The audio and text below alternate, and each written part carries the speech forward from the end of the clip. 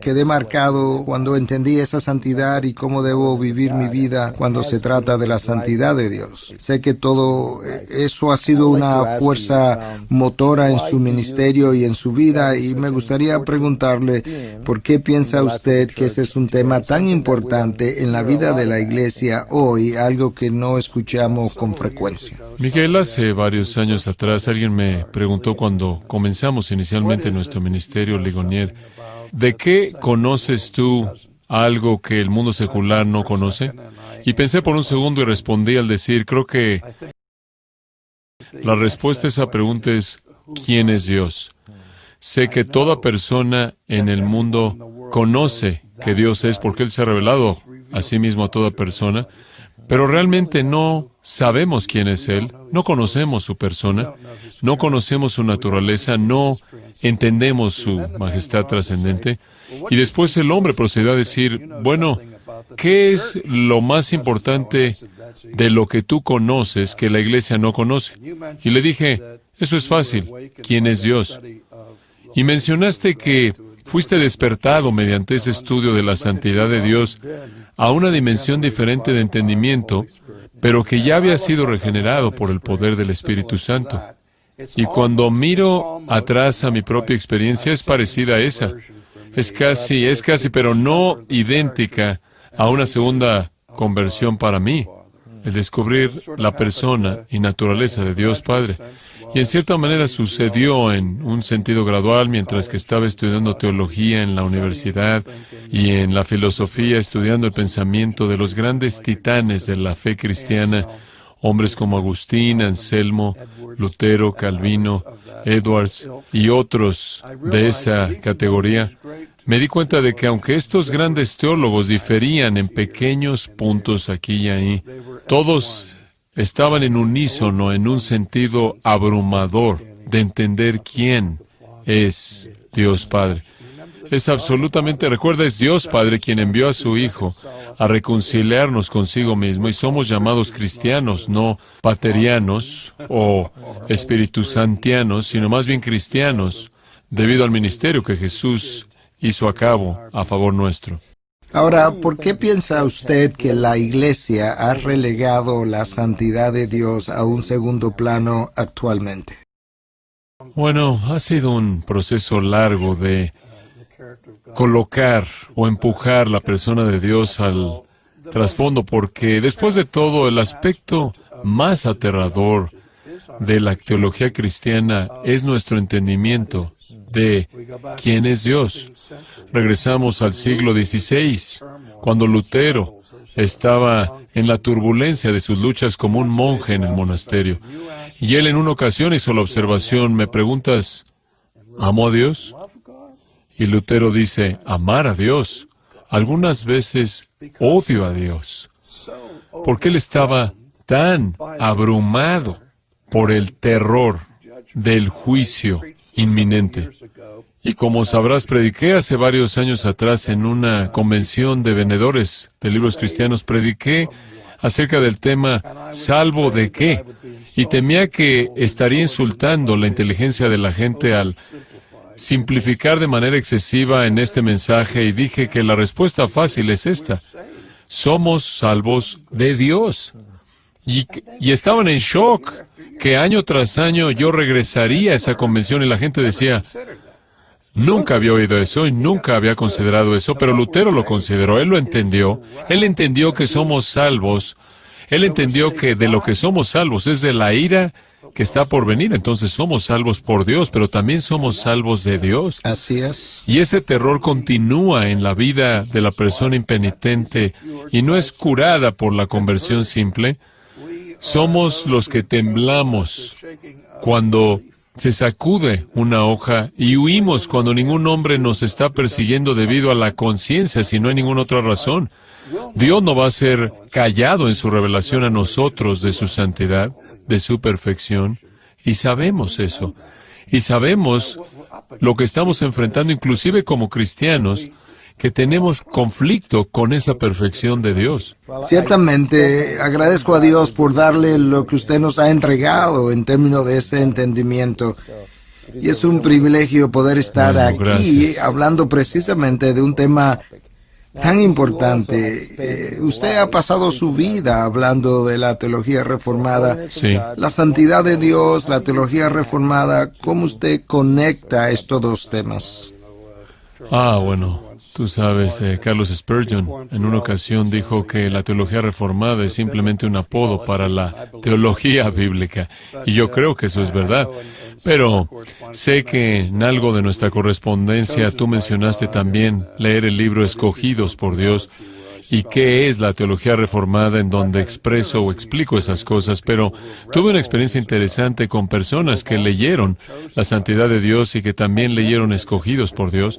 Y muchos de ellos me han dicho, me encanta leer la santidad de Dios, pero no me gustó ese libro de Escogido por Dios, en donde entro a la soberanía de Dios y demás, como tú sabes. Y yo dije, bueno, tú sabes, realmente creo que tú, por lo menos, no entendiste por lo menos uno de ellos, porque si entiendes la santidad de Dios en todas sus implicaciones y en todo lo que involucra, tienes que enfrentar en algún punto el entendimiento bíblico de la soberanía de Dios, porque es una soberanía santa y una santidad soberana, y van de la mano.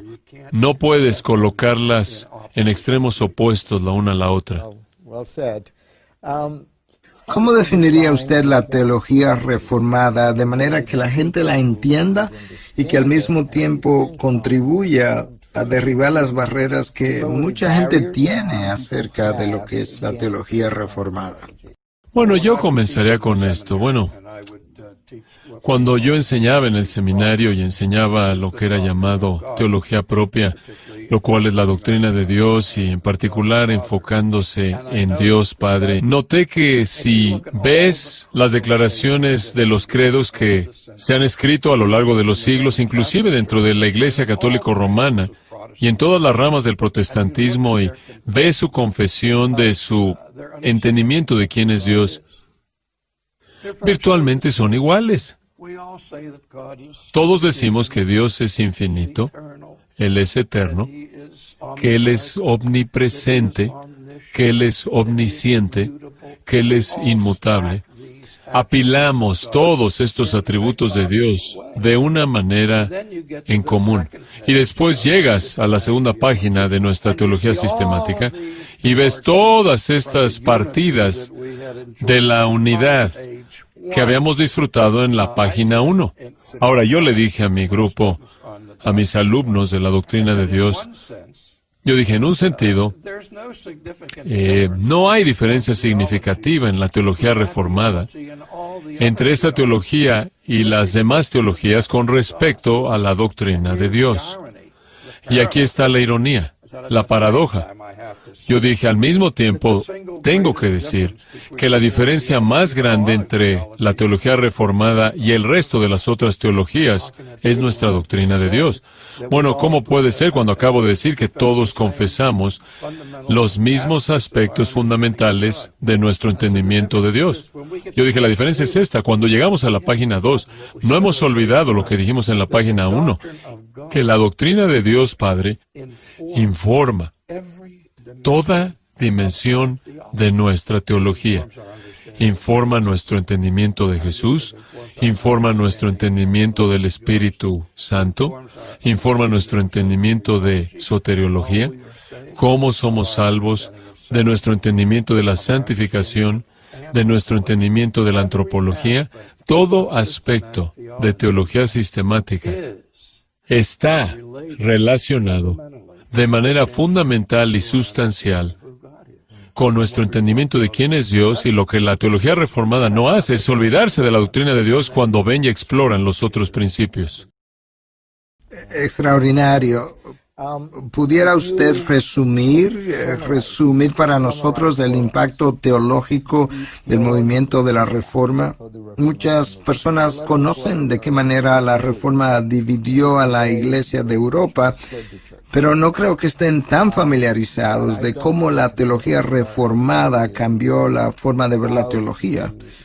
Entonces, ¿qué diría usted si le pidiera que enumerara o mencionara algunos puntos del impacto teológico de ese movimiento?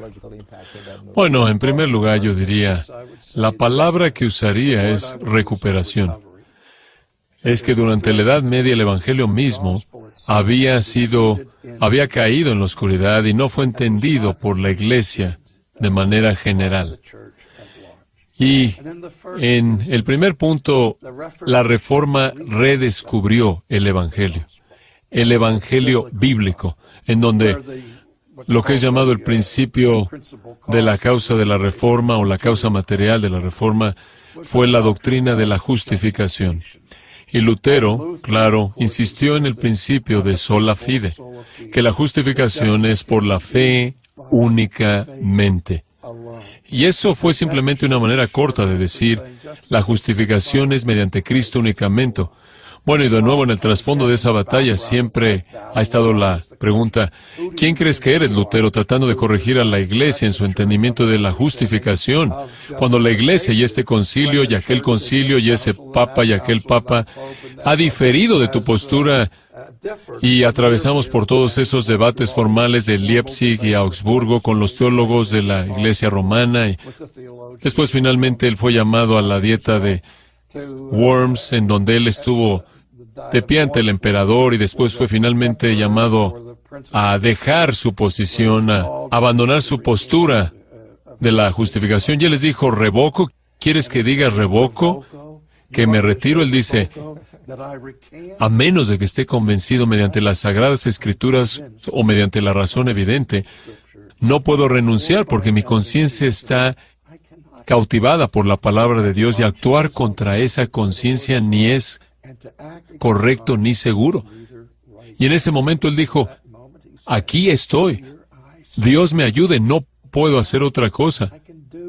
Y en ese momento Lutero añadió al principio de sola fide, justificación por la fe únicamente, el principio de sola scriptura, que la fuente definitiva, la autoridad definitiva para edificar toda nuestra teología no es la tradición humana ni la enseñanza de la Iglesia, por muy importante que puedan ser esas enseñanzas, son las Escrituras, la Biblia, la palabra de Dios que habla con autoridad. Entonces, esos dos principios de la justificación y sola Escritura fueron entonces añadidos con sola gratia, por gracia únicamente, y soli Deo gloria, mediante la gloria de Dios únicamente y solo Cristos, mediante Cristo únicamente, y hablamos de las doctrinas de la gracia y las 5 solas de la Reforma Protestante, las cuales son simplemente un resumen de esas afirmaciones centrales. Sabe, Latinoamérica nunca tuvo un movimiento de reforma. Nunca llegó a nuestras orillas o a nuestras playas. 500 años después, ahora vemos el principio de un despertar hacia la teología reformada, lo cual realmente nos llena de entusiasmo y nos llena de gozo también a muchos de nosotros. Ahora, se supone que Latinoamérica es más evangélica que hace 30 años atrás. Aún así, la sociedad no está cambiando mucho en realidad, pero sabemos que la reforma impactó la sociedad también. Impactó el campo académico, impactó el proceso político. ¿Podría hablarnos un poco sobre eso? Porque pienso otra vez que la gente está más familiarizada con el impacto teológico del movimiento de la Reforma, pero toda esa cosmovisión que surgió de este movimiento es más desconocido para mucha gente. Bueno, tú sabes, hacemos una distinción en la teología entre avivamiento y reforma. Avivamiento es la infusión de vida nueva en la iglesia, en donde el Espíritu lleva a cabo su obra entre nosotros, aviva las almas de las personas, nos lleva a la fe salvadora y vemos avivamientos ocurriendo aquí, ahí y en todos lados alrededor del mundo. Pero avivamiento es la raíz de la reforma. Pero puedes tener un avivamiento sin una reforma. No puedes tener una reforma sin un avivamiento, pero puedes tener un avivamiento sin una reforma. Todo lo que reforma significa es una reforma, una reestructuración, no solo de la iglesia, sino del mundo entero, la sociedad entera. que cuando entendemos las verdades centrales y enseñanzas de la teología reformada, la soberanía de Dios sobre toda dimensión de la vida, tiene que tener un impacto en nuestras estructuras, en nuestra sociedad, de nuestras posturas políticas, nuestras perspectivas económicas, nuestras perspectivas matemáticas. Todo viene bajo la soberanía de Dios y su superintendencia, y tenemos que estar alerta a cómo esas estructuras cambian, y eso ciertamente sucedió en el siglo XVI en Europa. Hubieron otros factores que estaban en juego, ciertos movimientos nacionalistas, y dentro de las estructuras establecidas de cambio de monarquías y democracias y ese tipo de situación que estaban chocando en ese entonces. Pero tarde o temprano los principios de la soberanía de Dios impactaron la sociedad y esas estructuras cambiaron. Uno de los énfasis que usted ha hecho durante los años es la formación de los laicos. Y creo que es un aspecto vital e importante, porque si pensamos transformar la sociedad, la persona laica tiene que ser transformada, debe cambiar su cosmovisión para que lo que hagan a diario sea visto bajo la sombrilla de la teología bíblica. Así que gracias de nuevo por eso, por su trabajo en esa dirección. Bueno, permítame hacer un comentario de eso, si me permites. Al principio, como tú sabes, yo estaba preparándome para una carrera académica y estaba involucrado en enseñar en el seminario y yo lo disfruté y demás, pero aprendí al principio de mis estudios de la historia que durante la reforma del siglo XVI, los reformadores magistrales como Lutero, Calvino, incluyendo otros, Juan Knox y otros, no solo fueron académicos de primer nivel, eruditos de primer nivel, sino que ellos entendieron que para que el mundo fuera cambiado, tenías que llevar tu caso al pueblo. Y eran comunicadores maestros con respecto a simplificar el mensaje de las Escrituras sin distorsionarlo. Eso no es algo fácil.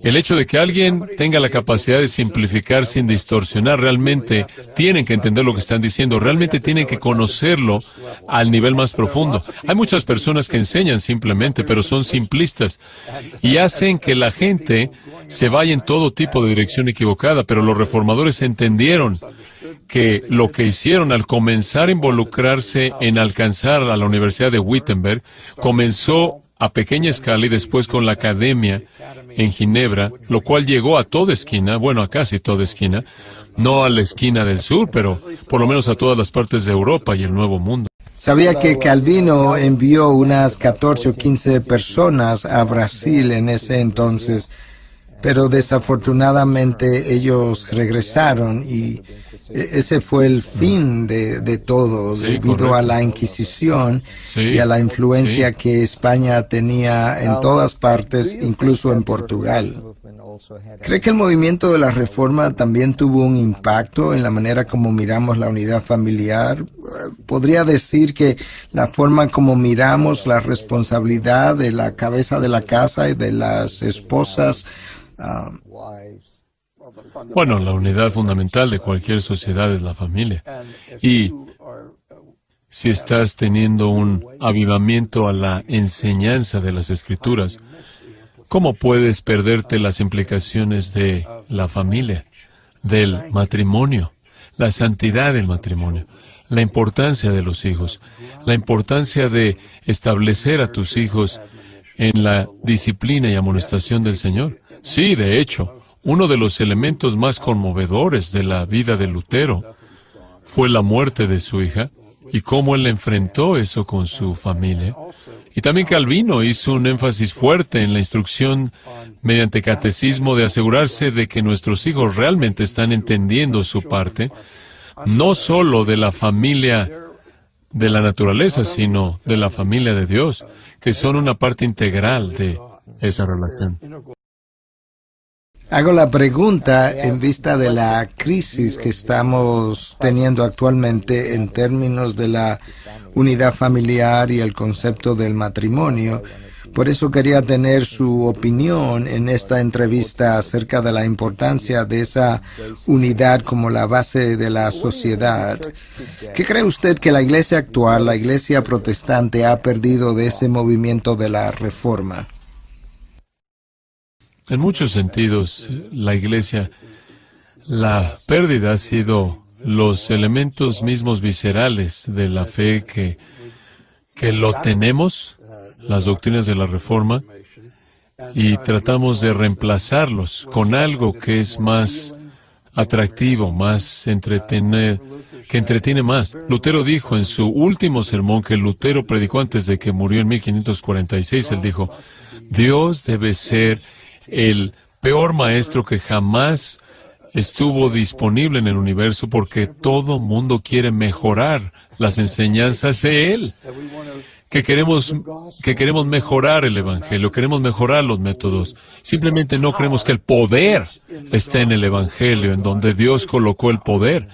Y entonces queremos tratar de sustituir algún otro programa o método y de esta manera hacer que la iglesia llegue a vivir. La iglesia está en problemas serios porque la iglesia en nuestra nación y en Europa y alrededor del mundo, tratado de encontrar un evangelio que sustituya, y lo que Lutero dijo en toda época, la amenaza de perder el evangelio persiste. Y esa es la razón por la que en toda época el evangelio tiene que ser predicado con precisión y con valentía en toda generación. ¿Tiene algunas recomendaciones para la iglesia en Latinoamérica en el inicio de este despertar de la teología reformada? Si usted mira la historia de la iglesia, y usted la conoce mejor que muchos de nosotros, y cuando mira lo que pasó en la historia de la iglesia en los Estados Unidos y ahora mira a Latinoamérica que está en sus inicios, ¿qué le diría usted a los jóvenes, a los pastores jóvenes hoy? Cuídate de qué, presta atención a qué. Bueno, observa esto, que el mundo incrédulo siempre ha estado centrado en la naturaleza de Dios y la naturaleza de su palabra. Los puntos de ataque siempre han sido, en todo momento y en toda cultura, en contra de la existencia misma de Dios y en contra de la fidelidad y la verdad y eficacia de su palabra revelada. Y entonces, eso no ha cambiado. Y yo le diría a cualquier pastor, métete en la palabra, quédate en la palabra, predica la palabra, a tiempo y fuera de tiempo, y no te permitas ser redirigido fuera de la palabra. Ahí es en donde Dios ha colocado su poder. Así es como Él va a edificar su iglesia. Y entonces yo diría de nuevo, tu predicación, tu enseñanza, tu ministerio tiene que estar centrado en las Sagradas Escrituras. Una pregunta más de la historia de la iglesia y básicamente de la historia norteamericana. ¿Piensa usted, para comenzar, que los Estados Unidos fue una nación cristiana o una nación básicamente influenciada por los valores cristianos? ¿Y cómo llegamos donde estamos hoy en los Estados Unidos? ¿Y cómo fue esa transición? ¿Cómo ocurrió eso? Bueno, la primera parte de tu pregunta, en cuanto a que si hubo un tiempo en el que fuimos una nación cristiana, yo diría sí. Y el día en el que los peregrinos llegaron a Plymouth Rock en 1620 con su barco Mayflower, tenían un entendimiento de que su nación debía estar bajo Dios y bajo los principios del cristianismo. Y los puritanos trajeron ese mismo mensaje cuando estuvieron involucrados al fundar las varias ciudades y al hacer cuando Boston, por ejemplo, la ciudad colocada sobre un monte, pero eso fue en los primeros días de Estados Unidos colonial. Si tú lees la historia de Edwards, de la historia redentora, que fue escrita a mediados del siglo XVIII, alrededor del 1750, 25 años antes de la Guerra de la Revolución, Edwards estaba rastreando cómo en ese periodo de 130 años entre Plymouth Rock, o inclusive antes de eso en Jamestown, 1670 y 1750, cómo había habido una partida, un alejamiento radical del cristianismo bíblico en la sociedad, en la nación, inclusive en la iglesia, en donde la iglesia ya se había alejado y se había acercado a la secularización. Recuerda que el siglo XVIII nos dio el Aufklärung, el alumbramiento, en donde la idea de principio es que la hipótesis de Dios ya no es necesaria para explicar el origen de la vida o el origen del universo. Y con ese despertar, el cual fue más bien un oscurecimiento, no un alumbramiento, esa influencia cruzó los mares, fue de Alemania, Inglaterra, Francia, y después ese escepticismo migró al Nuevo Mundo. Y hubo mucha influencia en nosotros, aunque algunos trataron de salvar algún tipo de experiencia religiosa, al crear lo que fue la mezcla más popular de la época, que fue el deísmo. Y eso floreció en el siglo XVIII. Y la idea del deísmo era que Dios era el gran fabricante del reloj en el cielo. Él creó el universo, le dio cuerda como un reloj y después se salió de la escena y permitió que el reloj siguiera sus causas naturales. Y entonces lo que era prevaleciente a mediados del siglo XVIII y los padres que fundaron nuestro país cuando nos volvimos una nación, no solo una colonia de Inglaterra, tuvieron muchas ideas entremezcladas que tomaron del deísmo y del cristianismo y del judaísmo y otras religiones, y no éramos, en mi juicio, una nación cristiana monolítica cuando fuimos fundados. Muchos principios cristianos estuvieron ahí, muchos se vivieron como un capital prestado a lo largo de los siglos, pero poco a poco vimos que ese movimiento acabó. Yo diría que uno de los momentos de crisis vino en Harvard, cuando hubo un grupo, en donde hubo un grupo de hombres que estuvieron involucrados en una clase llamada el Club Metafísico, en donde estudiaron metafísica. Hubieron 4 hombres: John Dewey, Carlos Pearcey, William James y Oliver Wendell Holmes. 4 hombres, todos en el mismo club, el Club Metafísico en la Universidad de Harvard. Cada uno de ellos negaron en últimas la base de la metafísica y nos alejaron en la educación, en la psicología, en la filosofía y en la jurisprudencia de la idea de que somos gobernados por un Dios sobrenatural, cuya influencia alcanza cada uno de estos campos de esfuerzo. Y nunca 4 hombres tampoco se han hecho tanto daño a tantos en la historia humana. Los 4 caballos del Apocalipsis, quizás. ¿No hubo gente que se fue de Harvard a Yale precisamente cuando vieron que estos cambios estaban tomando lugar? ¿No leí algo de eso en algún lugar? Al principio Harvard comenzó realmente como una escuela de divinidad y después se alejó rápidamente y entonces comenzaron Yale, en donde Edwards fue a Yale, y después, poco después, Yale se alejó. Después Princeton se convirtió en la nueva Jerusalén, por así decirlo, y floreció por un buen tiempo antes de que se volviera secular. Sí, es cierto. En los últimos 20 o 30 años hemos visto muchos cambios en la sociedad y en la iglesia. ¿Usted vio esos cambios venir? No, en absoluto.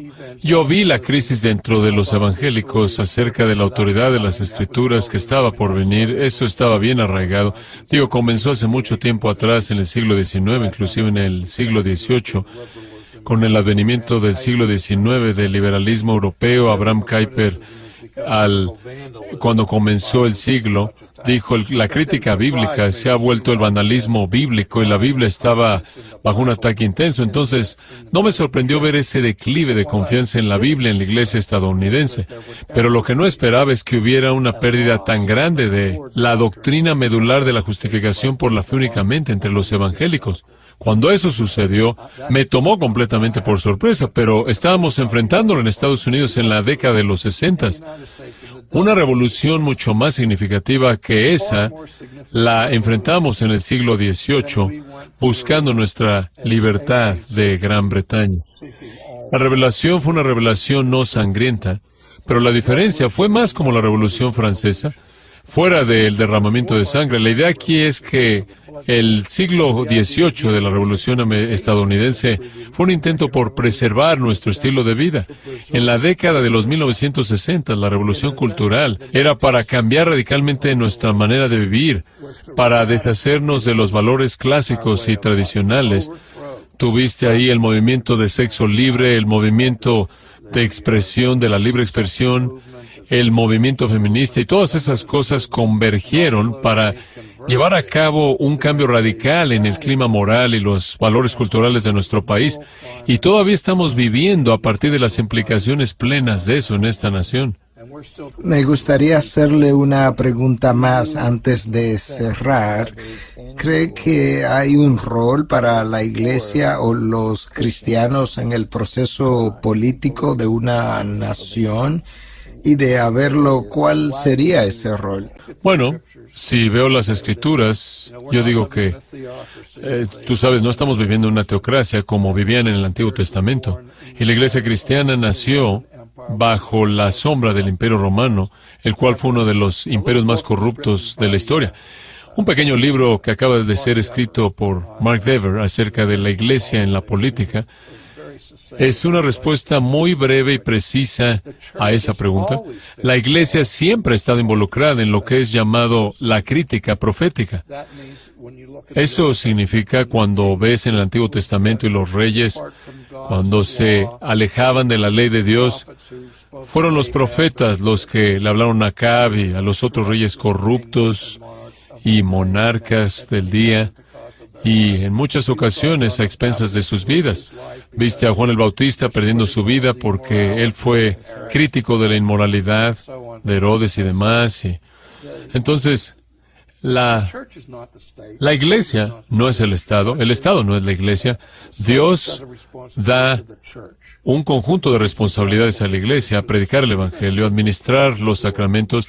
No les da el poder de la espada a la Iglesia, Él da eso al Estado.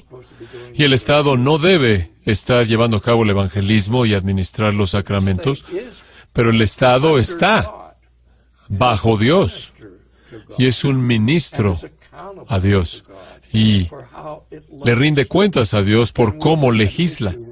Y, por ejemplo, tomamos un asunto como el aborto o el matrimonio del mismo sexo en este país. Los seculares se ponen muy tensos cuando la Iglesia critica algunos de estos programas que son promovidos por el Estado secular y dicen, bueno, estás tratando de ser el Estado. No, no estamos tratando de ser el Estado. Lo que queremos es que el Estado sea el Estado. El Estado existe para sustentar, proteger y nutrir la vida humana. Y cuando el Estado deja su responsabilidad bajo Dios de proteger la vida, es tiempo para que la Iglesia hable. Amén.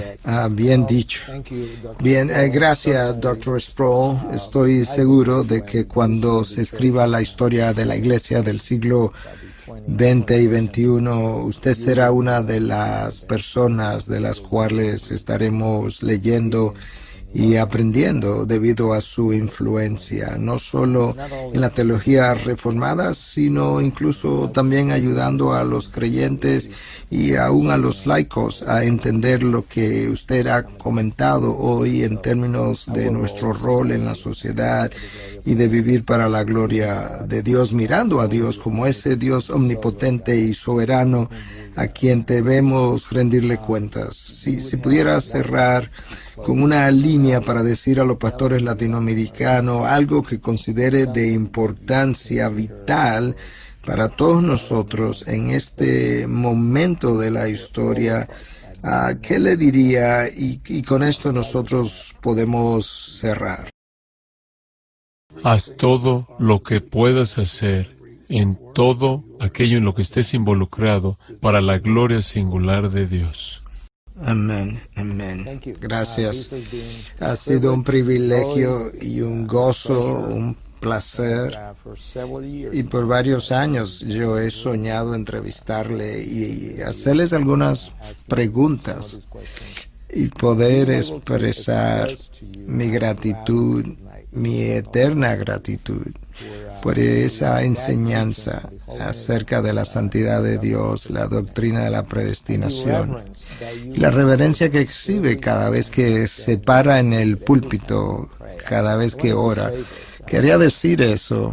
Puede uno tener una idea de quién es Dios al escuchar a alguien que predica la palabra, pero también cuando escucha a alguien orar, y sus oraciones me han ministrado en gran manera. Yo he sido tocado, incluso cambiado. Gracias por eso. Yo le digo a la gente, cuando ore, hay dos cosas que debe recordar. Debe recordar quién es Él y debe recordar quién eres tú. Amén. Y si nuestras oraciones no son reverentes, entonces no hemos entendido esos primeros dos puntos. Usted ha hecho eso muy bien.